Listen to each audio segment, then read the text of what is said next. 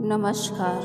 प्यार किसी से, शादी किसी और से, ऐसा क्यों होता है? शादी जबरदस्ती का सौदा नहीं होना चाहिए ना। ऐसे तो अधूरे रिश्तों की कतार लग जाएगी। आप किसी को प्यार करें और शादी किसी दूसरे से हो जाए, फिर उसकी शादी जिससे हो वह, ऐसे जाने कितने प्यार की अधूरी तस्वीरें ही रह जाती होंगी हमारे समाज में। सुनते हैं आज की कहानी, अधूरी तस्वीर। अविनाश, पहुंचते ही फोन कर देना, वरना तुम्हारी माँ को चिंता हो जाएगी। जी मामा जी। और बस चल पड़ी थी। बस मामा जी और माँ की ही जिद है। उसका तो बिल्कुल मन नहीं था माउंट आबू जाने का। उसकी एक शादी से माँ का जी नहीं भरा, जो इस दूसरी शादी के लिए माँ ने मामा से कहलवा कर विवश कर दिया है। हालांकि मामा अंत तक कहते रहे हैं कि अविनाश, तू यह मत समझ कि तुझे शादी के लिए भेजा जा रहा है। वहाँ मेरे दोस्त ब्रिगेडियर सिन्हा का घर और बाग है, वहीं से तू बस उनके परिवार के साथ छुट्टियाँ बिताने जा रहा है। उन्होंने मुझे बचपन में देखा था, अभी मिलने की इच्छा जता रही थी। मैं अगले सप्ताह पहुँच जाऊँगा, पर वह जानता है यह जाल शादी के लिए ही बिछाया जा रहा था। बस चलते ही अविनाश का मन एक बार फिर कड़वी स्मृतियों से भर गया। आंखें जलने लगी और उस अपमान को याद कर पूरा वजूद ही तिलमिला उठा। नहीं करनी अब उसे दूसरी शादी। 9 साल हो गए उस बात को, पर मन के छाले हैं कि सूखते नहीं, बल्कि बार बार फूट कर उसे आहत करते हैं। उसका क्या गुनाह था? इतने अरमानों के साथ उसकी विधवा माँ ने स्कूल में टीचिंग कर उसे अच्छे आदर्शों के साथ पाला, और जब वह आर्मी ऑफिसर बनकर माँ के सामने आया तो माँ कितनी गर्वित थी। उसने बड़े चाव से ढेरों रिश्तों में से एक बेहतरीन रिश्ता चुना था उसके लिए। एक बहुत बड़े IAS अधिकारी की बेटी अल्पना। शादी के तामझाम के बाद जब अपनी जीवन संगनी से मिलने वह उसे जानने की रात आई, तो शादी के शानदार पलंग पर फूलों की सजावट के बीच उसे लाल जोड़े में अपनी दुल्हन नहीं मिली। काली नाइटी में अल्पना पैर सिकोड़े सोई थी। अल्पना के लिए यह शादी मात्र एक समझौता थी। अगले दिन ही वह घर छोड़कर मायके चली गई। फिर वकील का नोटिस आया, जिसमें आरोप था कि वह नपुंसक है और विवाह के योग्य नहीं। वह जड़ होकर रह गया। कोर्ट का फैसला होने तक अपमान उसे जलाता रहा। हालांकि वह आरोप साबित न हो सका, पर अब उसका ही मन न था कि यह संबंध बना रहे।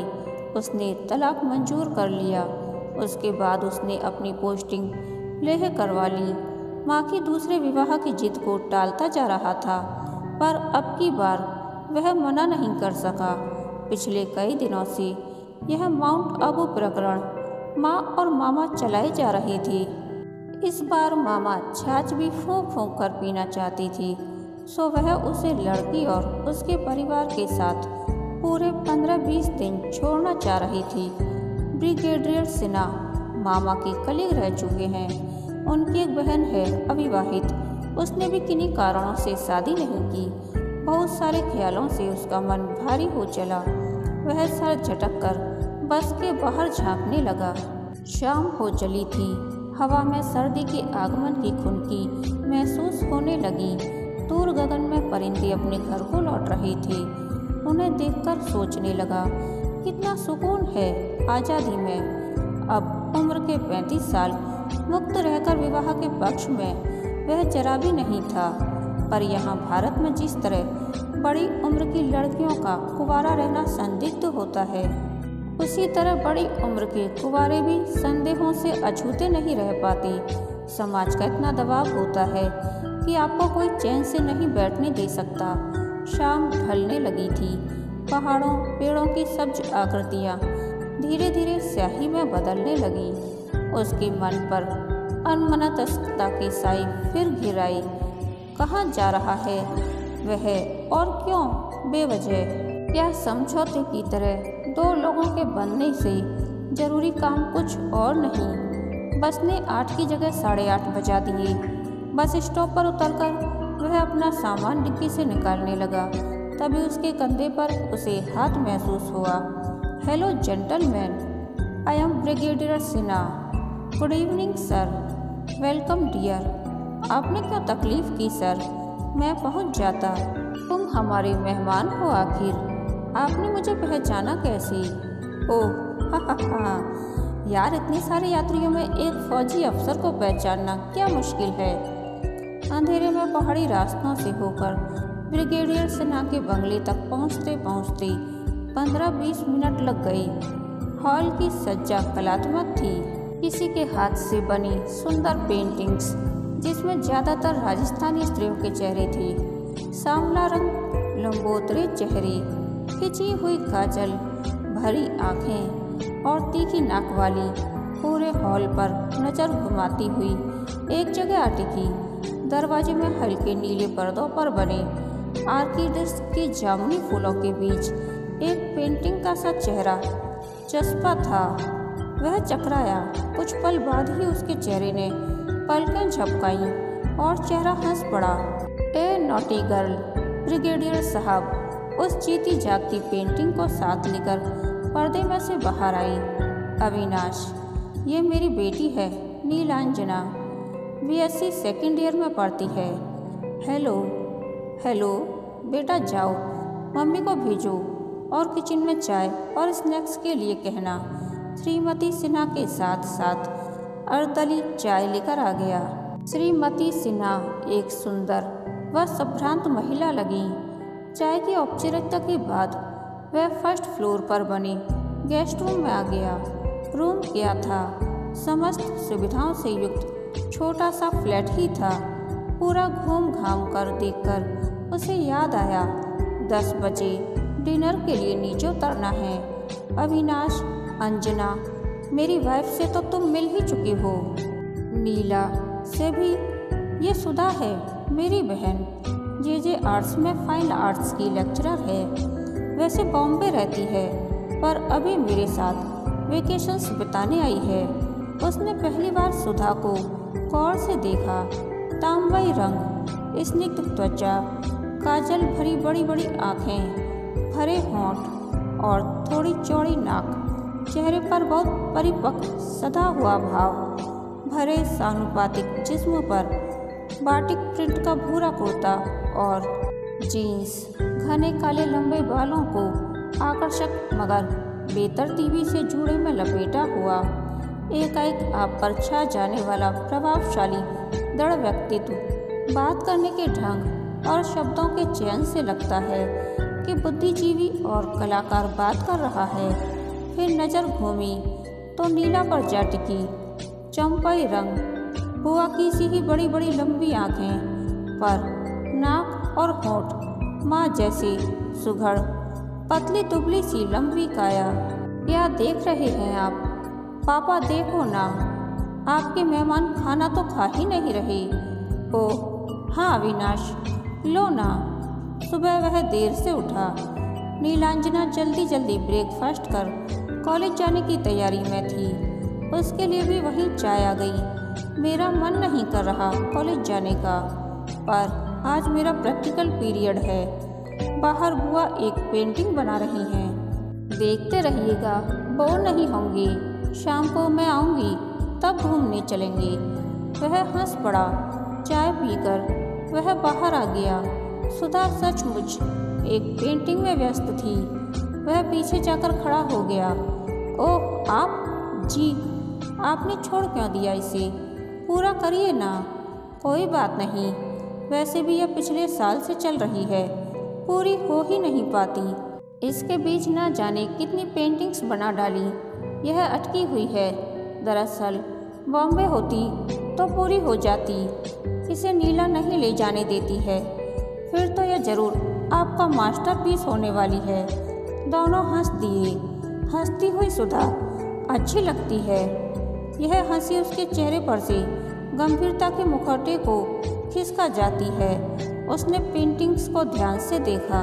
उसे वह नीला की पोर्ट्रेट लगी। चेहरा भी अधूरा था।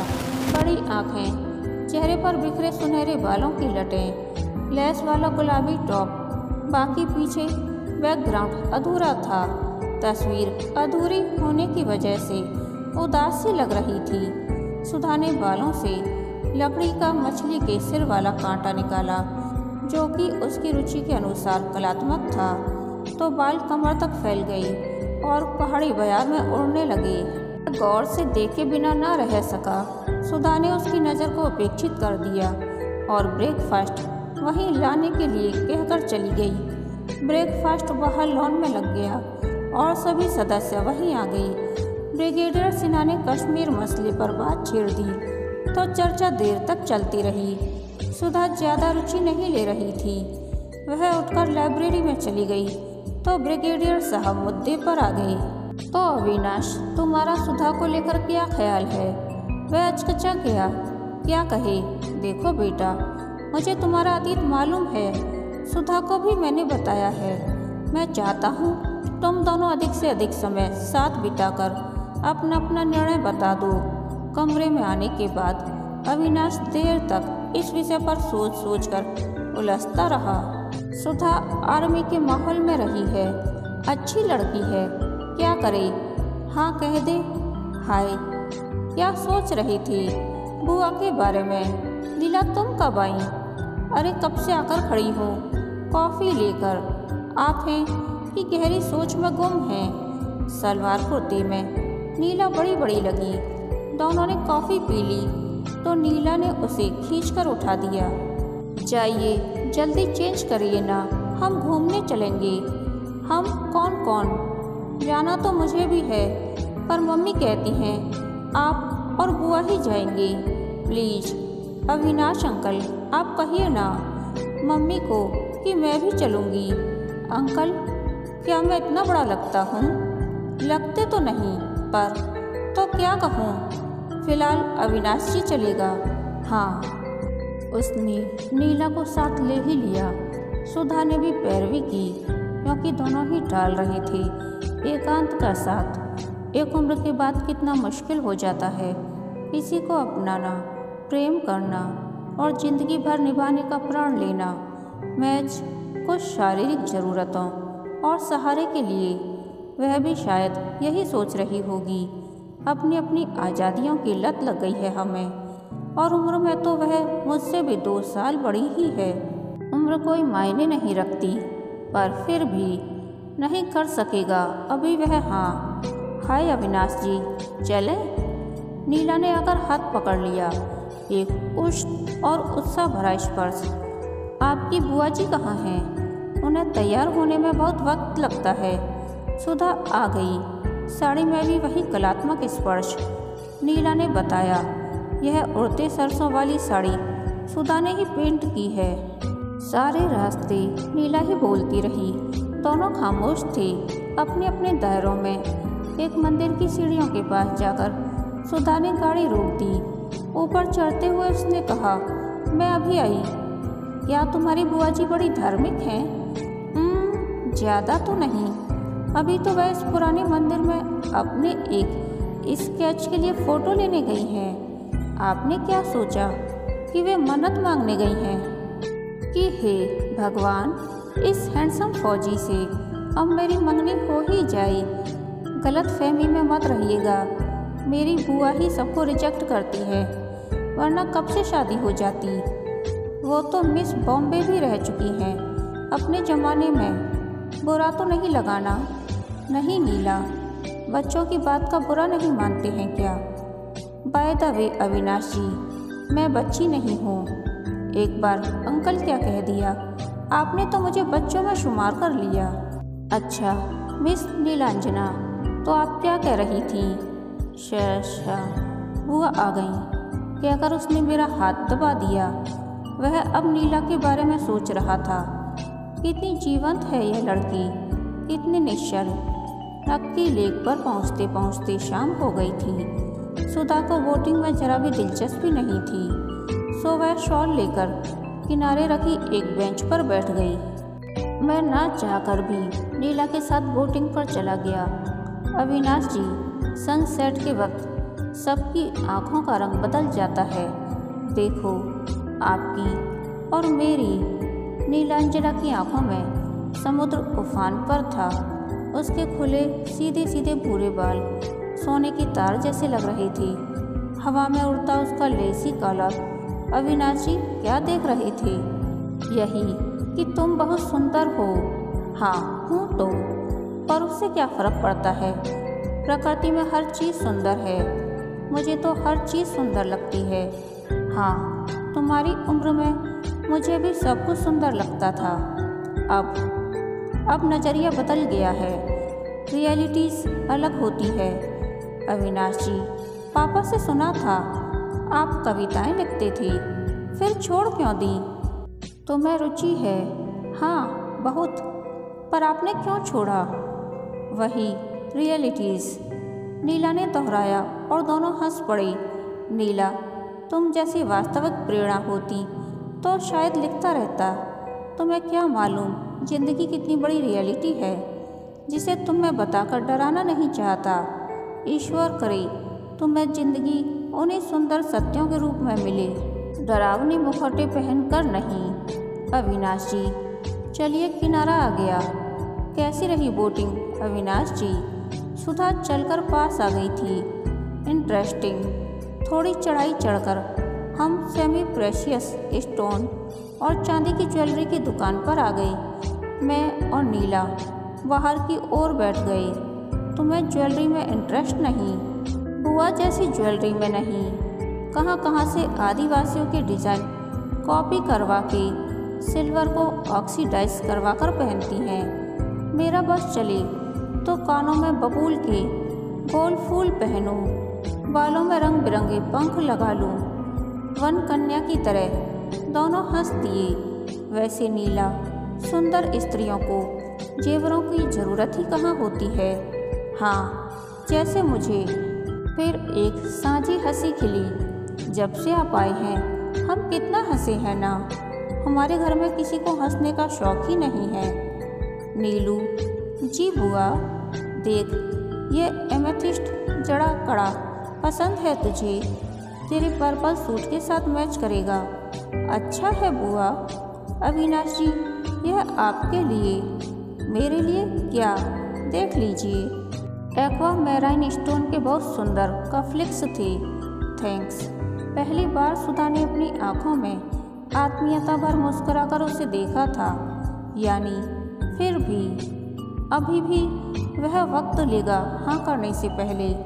ऐसे ही ना जाने कितने दिन कब बीत गए। वो और नीला बहुत आत्मीय हो गए थे, दो दोस्तों की तरह। मैं बुआ की जगह होती तो बहुत पहले आपसे शादी के लिए हाँ कह देती। मैं किसकी जगह होता फिर एक हंसी। आपके बारे में कुछ सुना था, सच ही सुना होगा। कैसी होगी वह लड़की जिसने आपको बिना जाने? छोड़ो न नीला, शायद उसकी ही कोई विवशता हो। क्या वह किसी और से प्यार करती थी? शायद। ऐसा क्यों होता है अविनाश जी? शादी जबरदस्ती का सौदा नहीं होनी चाहिए ना। ऐसे तो अधूरे रिश्तों की कतार लग जाएगी। आपसे वह प्यार नहीं करती थी और शादी हुई।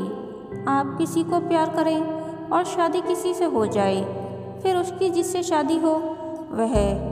ऐसे जाने कितनी प्यार की अधूरी तस्वीरें ही रह जाती होंगी हमारे समाज में, और फिर शादी एक औपचारिकता बनकर रह जाती है। तुम अभी छोटी हो नीला, जिंदगी के सच समझने के लिए। प्यार से परे दुनिया और समाज बहुत बड़ा होता है, जिसके कर्तव्य भावनाओं पर आधारित नहीं होते। यही तो। अच्छा, आप बुआ से शादी करेंगे? पता नहीं नीला, दरअसल मैं यह सब सोचकर ही नहीं आया हूँ। बस मामा की बात रखने के लिए चला आया। आप बहुत भावुक हैं और बुआ बहुत प्रैक्टिकल। भावुक हूँ कैसे जाना? जिन्हें आप एडमायर करते हैं उन्हें आप जान भी लेते हैं। आप बहुत अच्छे हैं। नीला की आंखें तप रही थीं, होंठ अध खुले। नाइट सूट के ढीले कुर्ते में धड़कते सुकुमार नन्हे दिल की धड़कन खामोशी में मुखर हो गई थी। नीला, रात हो गई, अब जाओ। कॉफ़ी नहीं, गुड नाइट। मेरा मन अनजानी आशंका और एक अनजाने भाव से थरथरा रहा था। ठंडी रात में भी वह पसीने में डूब गया। सुबह देर से उठा, बाथरूम से मुंह हाथ धोकर निकला तो सामने सुधा चाय और ब्रेकफास्ट लेकर खड़ी थी। देर तक सोए आज आप? लगता है यह नॉवेल पढ़ते रहे देर रात तक। सुधा ने नॉवेल उठाकर देखा, फिर रख दिया। वह हतप्रभ था। नॉवेल? यह कहाँ से आ गया? आज आपके मामा जी का फ़ोन आया था, रात को पहुँच रहे हैं। ओह हाँ। चुपचाप चाय पी गई, ब्रेकफास्ट भी हुआ। अचानक सुधा ने पूछा, आज हम दोनों को कन्फ्रंट किया जाएगा। आपने क्या सोचा है? मैंने तो कुछ सोचा ही नहीं। तो सोच लीजिए, जवाब तो देना ही है। यही प्रयोजन है कि आप यहाँ आए और मैंने अपनी छुट्टियाँ बढ़वा ली। सुधा, हम जानते ही क्या हैं, अभी एक दूसरे के बारे में जानने की मोहलत बस इतनी ही थी अविनाश जी। फिर जिंदगी भर साथ रहकर भी लोग क्या जान लेते हैं। मेरे बारे में सुना होगा। हाँ, वह अतीत था अविनाश आपका। सबका कुछ ना कुछ होता है, उसे छोड़िए। क्या तुम्हें पसंद आएगा इतने दिनों की आज़ाद जिंदगी के बाद बंधना? उम्मीद है आप ऐसा नहीं करेंगे। मैं भी व्यक्तिगत स्वतंत्रता में विश्वास करती हूँ। तुम्हारी जॉब तो मैं नहीं छोड़ सकती अविनाश। तो सुधा, तुमने फैसला ले लिया है? हाँ अविनाश, थक गई हूँ लोगों की सहानुभूति और सवालों से। थक तो मैं भी गया हूँ सुधा, पर क्या यह समझौता नहीं? शायद अविनाश, हम एक दूसरे को पसंद करने लगें। मुस्कुराकर सुधा प्लेट्स उठाने लगी। सुधा के जाते ही उसने नॉवेल उठाया। सेवेंथ हेवन एक रोमांटिक नॉवेल था। उसके अंदर एक पन्ना। मुझे नहीं पता मैं कहाँ बह रही हूँ, लेकिन जब से आप आए हैं मुझे अपना होना अच्छा लगने लगा है। आप बहुत बड़े हैं। यह खत पढ़कर जाने क्या प्रतिक्रिया करें, पर अगर मैंने ना लिखा तो मैं घुटन से मर जाऊंगी। आप वो पहले पुरुष हैं और मैं खुद हैरान हूँ कि क्यों खिंची जा रही हूँ मैं आपकी ओर। कल रात ना जाने क्यों लगा कि सौंप दूँ अपने हाथों की नमी और धड़कनों के स्पंदन आपको, लेकिन नीला, ओह, उसे लगा कि वह चक्रवात में घिर गया है। उफ, यह पेपर सुधा के हाथ लग जाता तो? वह घबराकर तैयार होकर बाहर निकल आया। वह पैदल 3-4 किलोमीटर चला आया। पहाड़ी ढलवा रास्ते और पहाड़ी वनस्पति, बड़े पेड़ और उन पर उछल कूद मचाते बंदर। वह एक चट्टान पर सुस्ताने लगा और आंखें मूंदते ही नीला का चेहरा सामने आ गया। मासूम आंखें, सीधे रेशमी बालों में फुल जाती लाल साटिन के रिबन की गिरे, तिर्यक मुस्कान। वह सोचने लगा, नीला, तुम मुझे प्रिय हो। तुम्हारी निश्चलता मुझे पसंद है। तुम वह अनगढ़ कोमल स्फटिक शिला हो जिसे मैं मनचाहा गढ़ सकता हूँ। तुम्हारा समर्पण बहुत कीमती और नाजुक है और नियति बहुत क्रूर है नीला। जिस संभावना को हम सोचते डरते हैं वह संभव तो हो ही नहीं सकती ना। मैं कल ही यहाँ से चला जाऊँगा। जब बहुत देर भटक लिया तो लौटने लगा। वह ब्रिगेडियर सिन्हा के घर के जरा नीचे वाले मोड़ पर मुड़ा ही था कि नीला साइकिल पर उतरती दिखाई दी। पास आई तो परेशान लगी। क्या हो गया आपको? पता है पापा और बुआ परेशान थे। मेरा इंटेंशन वह नहीं था अविनाश जी, बस कन्फेंस किए बिना ना रह सकी। और मैं किससे कन्फेंस करूं? आप? ओ, अभी यहाँ से चलिए। घर नहीं, मुझे आपसे बात करनी है। हम एक घने पेड़ों से भरे एकांत में उतर आई। उसने एक जगह रोककर उसका हाथ पकड़ नीची पलकों में एक आंसू छिपाकर कहा, अविनाश जी, जो कुछ मैंने लिखा वह सच था। मेरे लिए आप फर्स्ट क्रश हैं। आपको देखकर मुझे पहली बार अपोजिट सेक्स वाला आकर्षक हुआ था। मैं कभी आपको नहीं बताती पर कल रात आपको एकदम करीब बैठा पाकर Avinash, I am possessed by you. Neela, मैं उलझ रहा हूँ। मैं जा रहा हूँ यहाँ से। यही उचित होगा तुम्हारे मेरे लिए। मुझ में साहस नहीं है एक साथ बहुत लोगों का विश्वास तोड़ने का। और बुआ, क्या बुआ बेवकूफ़ लड़की, वो खत जो छोड़ आई थी उसके हाथ पड़ जाता तो। मुझे नहीं करनी शादी वादी। कहाँ फंस गया मैं। बुरी तरह झल्ला गया अविनाश और सर पकड़कर पुलिया पर बैठ गया। नीला सुबकने लगी। वह उसके पास उठाया, उसके मुंह पर ढके हाथ हटाकर बोला, क्या करूं मैं नीला? तुम्हारे मासूम से प्यार ने भी मेरे मन में जगह बना ली है और मुझे अच्छी तरह पता है कि यह हम दोनों के लिए ही घातक है। मुझे जाना ही होगा। नीला उसकी बाह पर टिक गई और रोते हुए बस इतना कह सकी, आप बुआ से शादी कर लो अविनाश जी। आज आपके यूं चले जाने पर मैंने उन्हें पहली बार टूटकर बिखरते हुए देखा है। वो पापा से कह रही थी, दादा, अविनाश को देखकर पहली बार लगा कि शादी कर लेनी चाहिए। और देखिए ना मेरी किस्मत, उसे मैं पसंद ही नहीं। वह चुपचाप निकल गया। और तुम, मैं, मेरा क्या अविनाश जी? ओह, ये स्त्रियाँ अजूबा हैं, नहीं समझ पाता मैं इन्हें। नीला को सीने से लगा लिया उसने। नीला की पतली बाहों ने उसे कस लिया। कुछ देर बाद अविनाश ने नीला को अलग किया। चलो नीला, मुझे खुद नहीं पता शाम को क्या होना है, पर तुम अब कोई बेवकूफ़ी नहीं करोगी। वह लगभग उसकी बाह पकड़कर खींचता हुआ ले आया। दोनों जब घर पहुँचे तो सब नीला की लाल आँखें और तनावग्रस्त अविनाश को देखकर खामोश हो गए। क्या सोचा सबने पता नहीं। किसी ने कुछ पूछा नहीं। यही राहत थी। लंच के लिए अविनाश ने मना कर दिया। शाम को जब मामा जी आई, सब सामान्य दिखने के प्रयास में थे।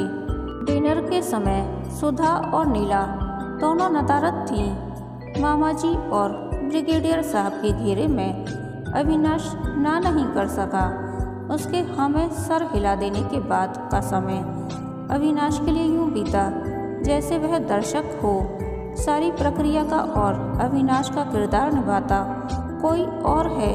सगाई, शादी, उसे बस याद है शादी की रस्मों के बीच नीला की हंसी और कह-कहों के बीच हिचकी सा बिखर जाता दर्द। घर का वही हिस्सा जो गेस्ट हाउस था, शादी के बाद अविनाश और सुधा का हो गया। 3 दिन के बाद दोनों को अलग अलग दिशाओं में जाना है। उसकी बाहों में अलसाती सुधा ने उसका हाथ खींच अपने वक्ष पर रख लिया। उसकी घड़ी में 2 बजे थे। उठकर सिगरेट जलाई और उठकर खिड़की के सामने आ गया। नीला के कमरे की लाइट जली है। कुछ टूट सा गया उसके मन के भीतर। उसे नीला के शब्द याद आ गए। मन का क्या है अविनाश, वह तो टूटकर फिर जुड़ जाता है। कहते वक्त अपनी अधूरी तस्वीर सी लग रही थी वह। कहानी के अंत तक बने रहने के लिए धन्यवाद। यह कहानी आपको कैसी लगी प्लीज़ कमेंट करके बताइए।